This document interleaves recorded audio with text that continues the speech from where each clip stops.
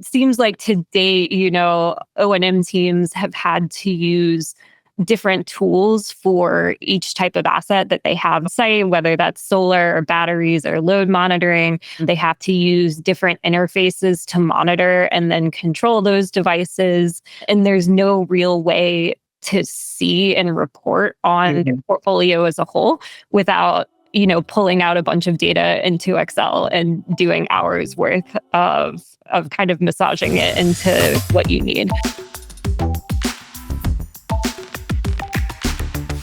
Hello, and welcome back to another episode of The Future of CRE Sustainability. I'm your host, Sean Swentek. Today, I am joined by Alex Snedeker, General Manager at Wattch.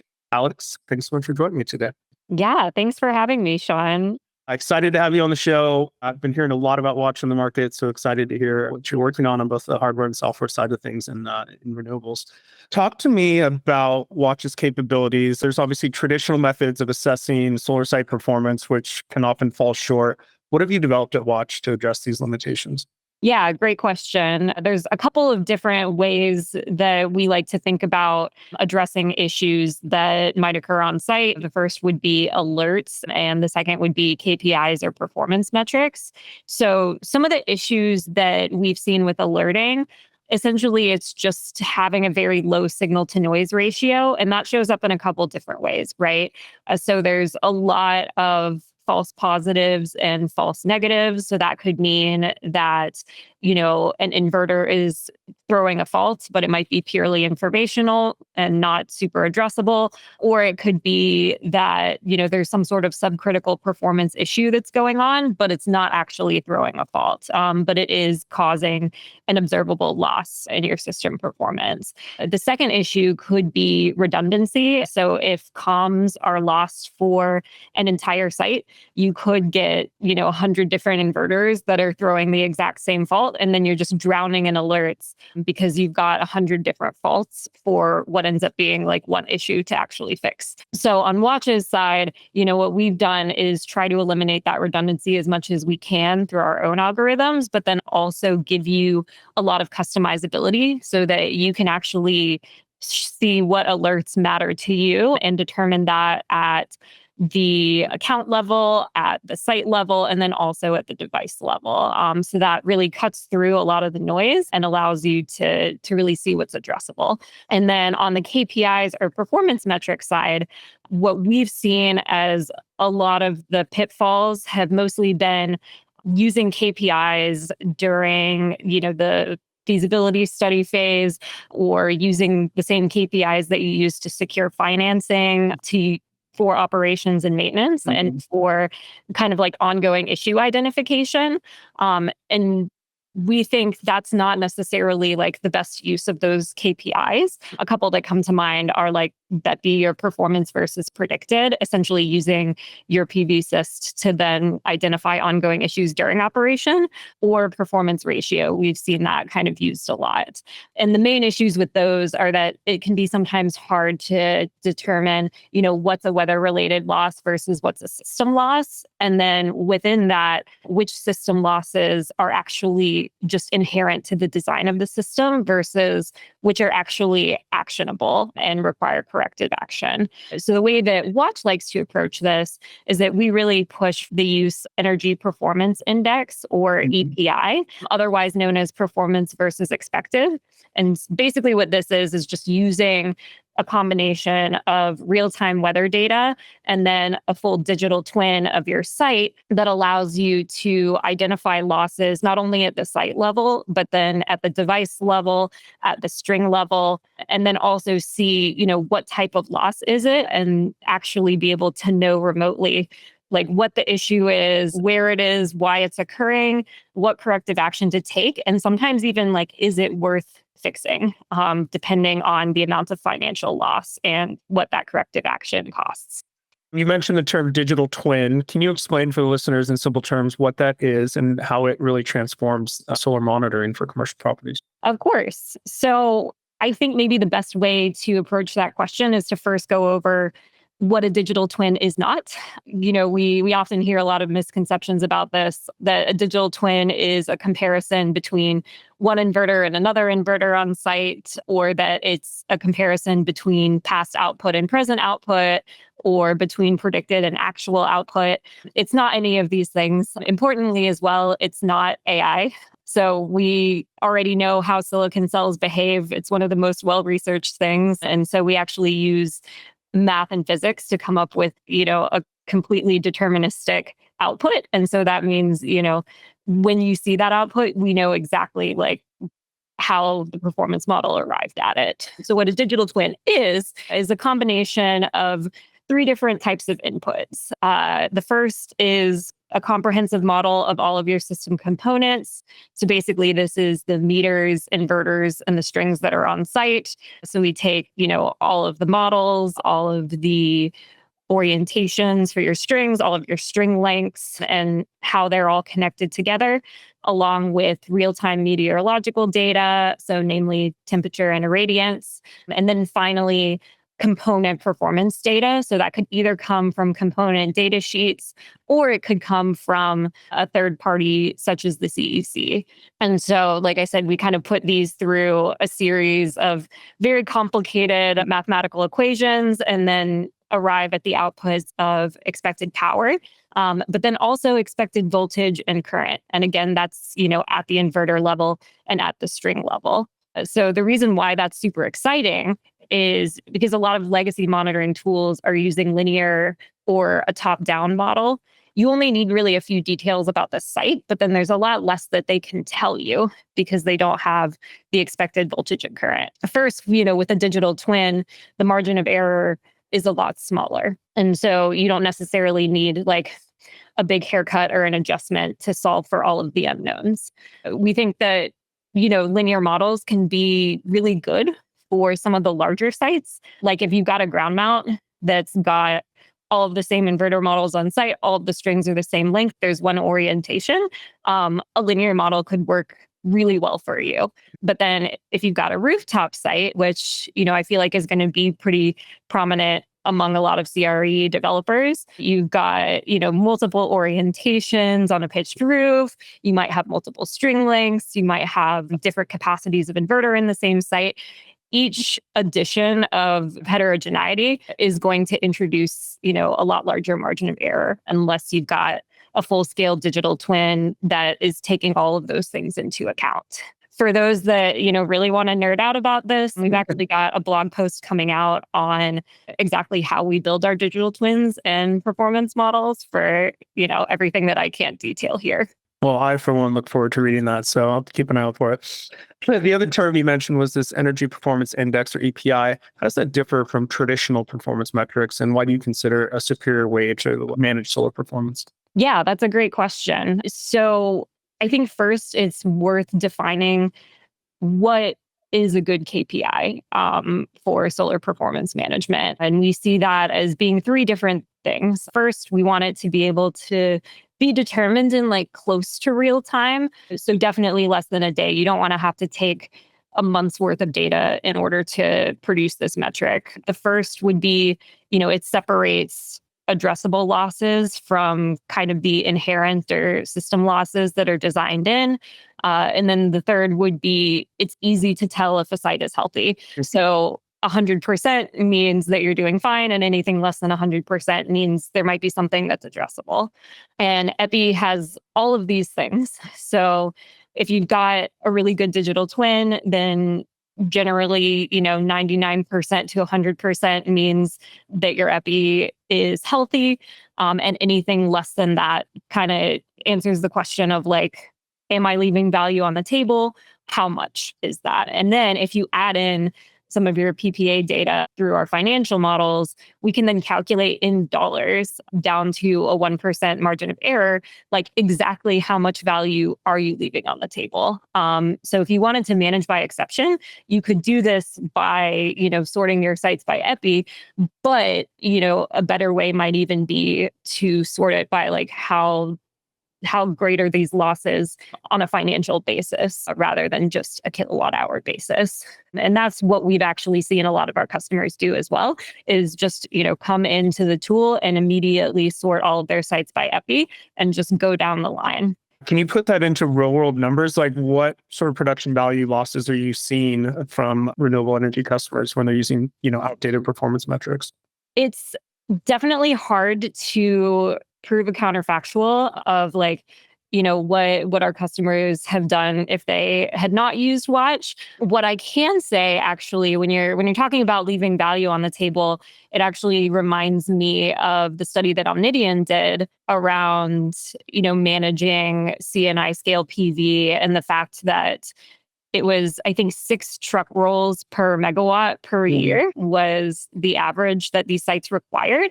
And when you think about it, each truck roll could be thousands of dollars depending on how remote that site is and what the remedy is. So if you can eliminate even one of those truck rolls per megawatt per year, you've already paid for your monitoring platform, like right there. Okay. And we've also found that among sites that didn't necessarily start out with Wattch during the commissioning process, but that might not have had monitoring or might have moved to us from another monitoring platform, that we see about an 8% or so improvement on average in their performance. And I think this makes sense when you think about the increased visibility and diagnostic tools that you've got through the platform.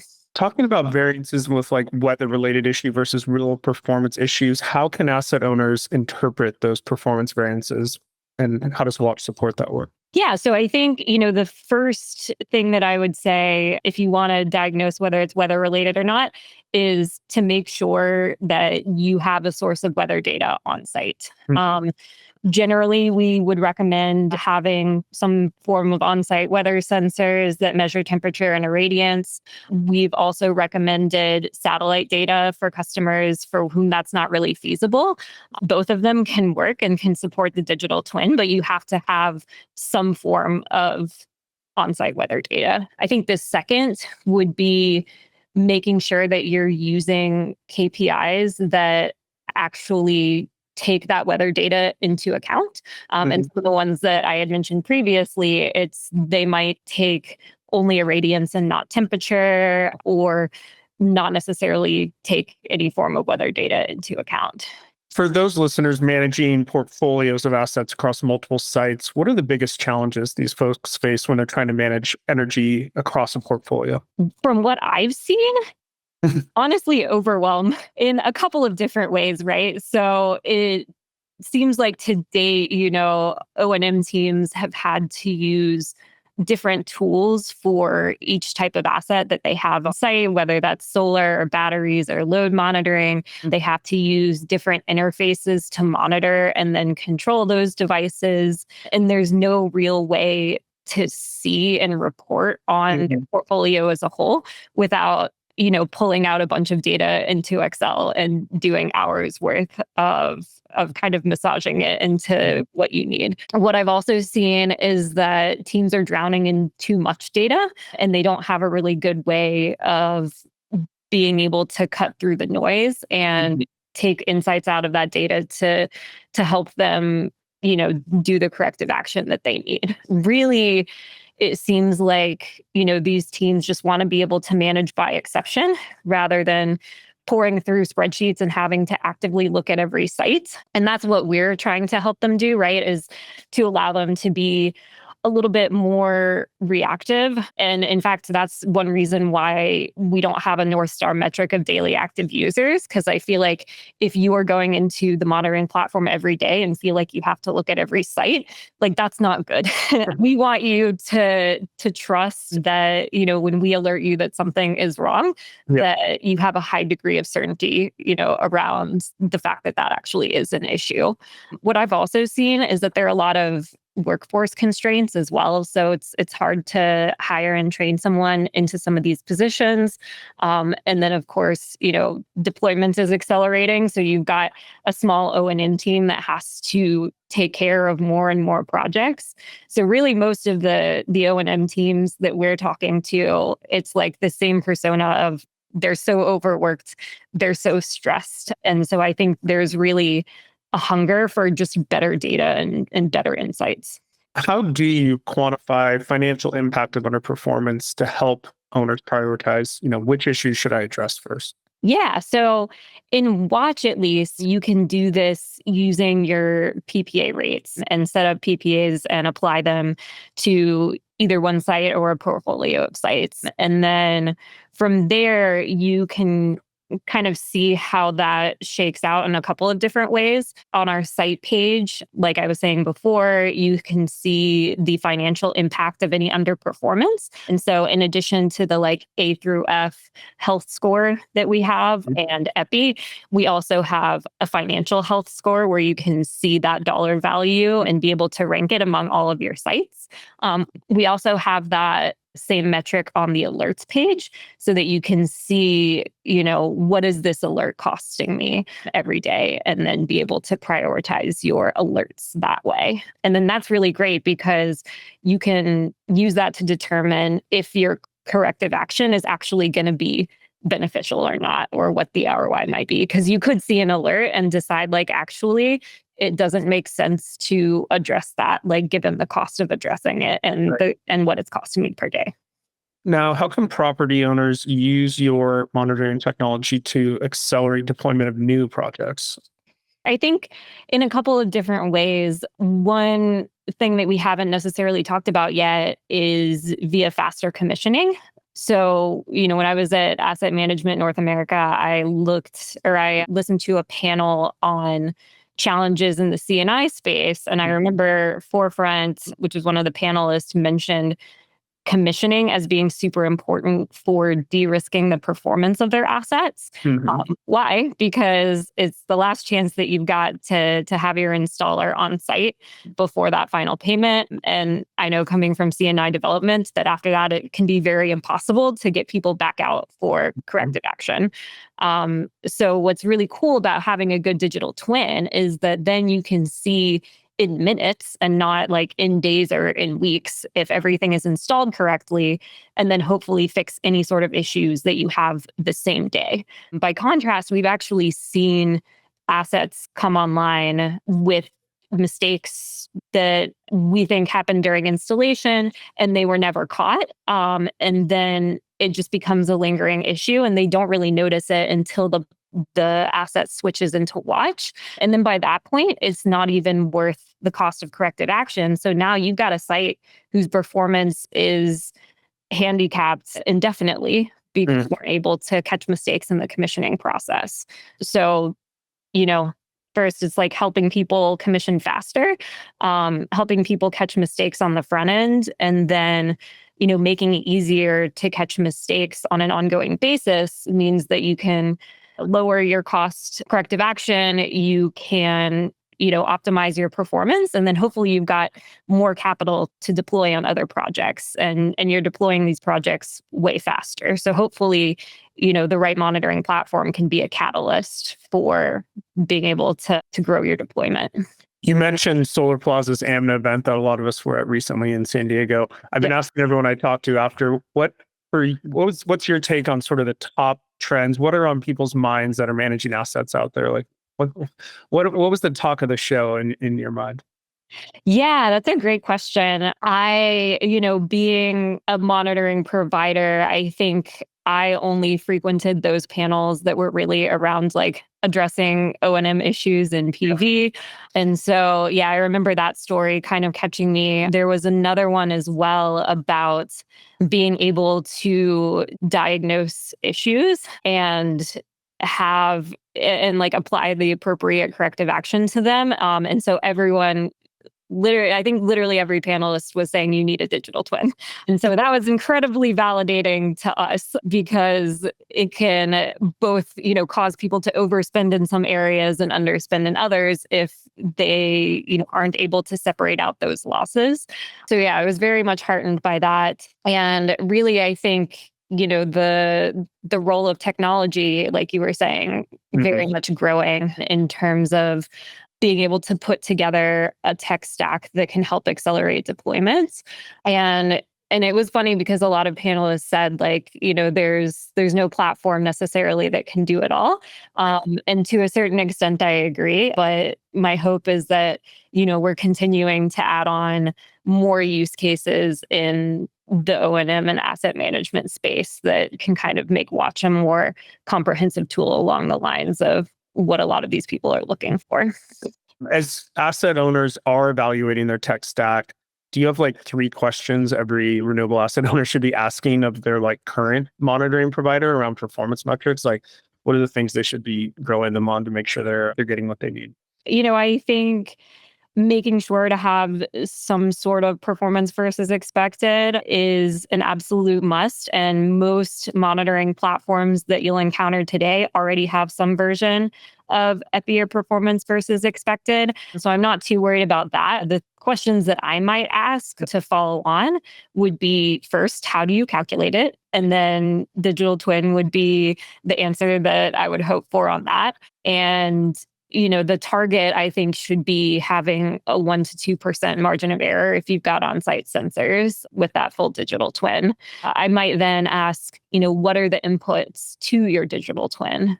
And the answer that I might look for there is, the electrical layouts, having some source of real-time irradiance and temperature, and then having that third-party performance data to underlie it. And then the third question that I might ask is, what are the outputs from that? Because again, great to be able to get expected power at a site level, but I think you should be able to also get expected voltage and current, being able to get it on a per inverter and per string basis, which just really enables you to be able to diagnose issues remotely, to be able to kind of pinpoint which pieces of hardware are the issue, and then not only avoid diagnostic truck rolls, but then when you actually do have to roll a truck, you're showing up with the right people, the right tools, and you know exactly where to go on site. So you're not looking around for an hour trying to figure out, which piece of hardware is the problem.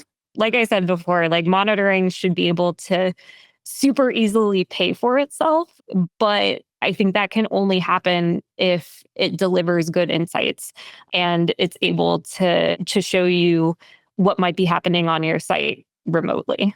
Completely agree. Alex, anything else I didn't ask you that you were hoping to be able to speak to about Wattch or the industry at large today? Really, I was going to say, I think we went over all the questions pretty thoroughly. Amazing. If people want to learn more about you and Wattch and the work that you're doing, where's the best place for them to go? Yeah, they can always reach out to me at Snedeker at wattch.io. That's SNEDEKER at WATTCH.io. You can always go to wattch.io to learn more about some of our capabilities. That's also where you can find the Wattch Insights blog, and you can connect with us on LinkedIn as well. Excellent. Alex Snedeker from Wattch, thank you again for joining me today on the show. To all my listeners, thank you for tuning in to another episode of the Future of CRE Sustainability. I'll see you next time. Thanks again, Sean.